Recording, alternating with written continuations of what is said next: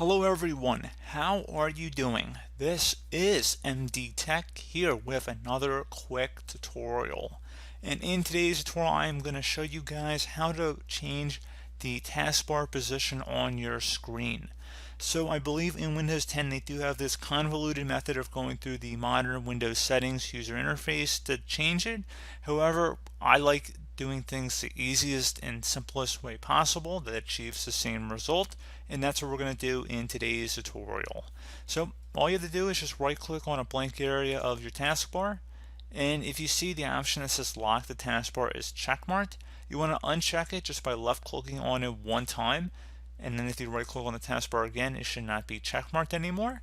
That's the first thing you need to do.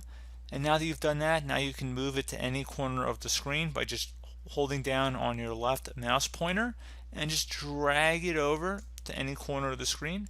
So pretty straightforward process there, guys. You can move it to the top if you want. I know a lot of people like to do that to emulate the Macintosh appearance. So pretty straightforward process there. And then once you have it in the position you want, you just right click on the taskbar and then select lock the taskbar, just so you don't accidentally move it around in the future. That's what I would recommend, just lock it back up. So pretty straightforward process there, guys. Do hope that I was able to help you out, and I do look forward to catching you all in the next tutorial. Goodbye.